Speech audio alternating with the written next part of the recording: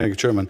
Ms. Dillon, you recently announced that DOJ was launching an investigation into the University of California over its UC 2030 capacity plan, which notes that future growth of faculty and students should result in campus populations that better reflect and tap the talent of underrepresented populations who represent the majority of Californians.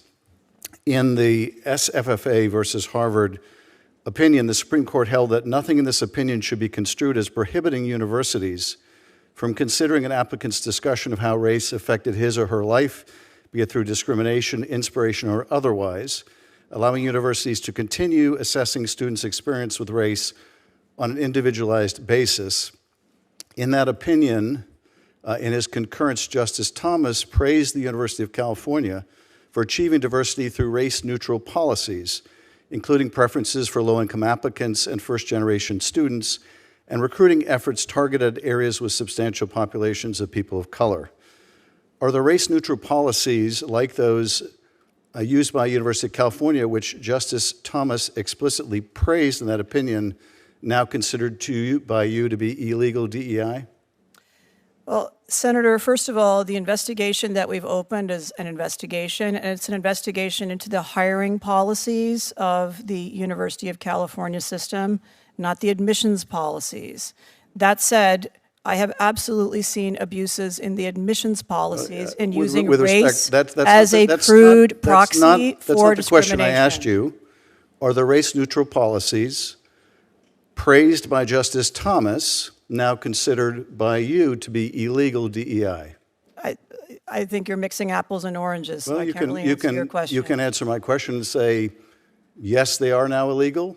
That is what Justice Thomas praised in terms of race-neutral policies, which include preferences for low-income applicants, first-generation students, things like that. Are you now saying that what Justice Thomas praised is now illegal in your view?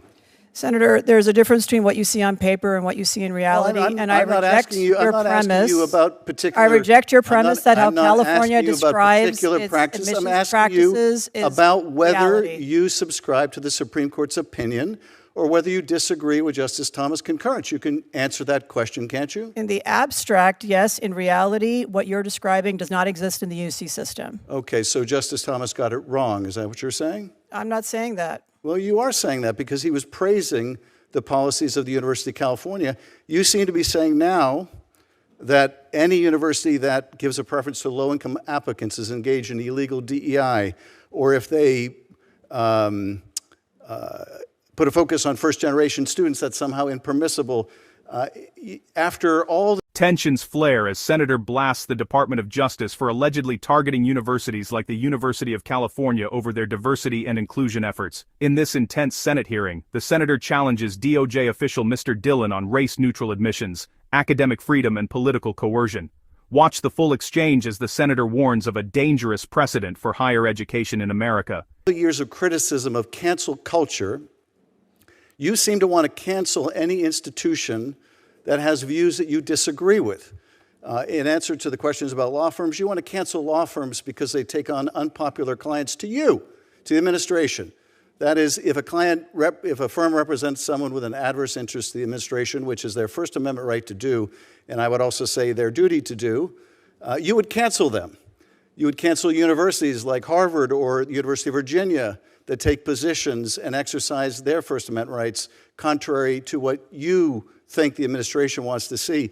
You would cancel the Associated Press for not using the ridiculous nomenclature of the Gulf of America. You're canceling now the Wall Street Journal because the Wall Street Journal had the audacity to publish an article about Trump's connections to Jeffrey Epstein. So this is what's going on in this administration. You've devastated the Civil Rights Division.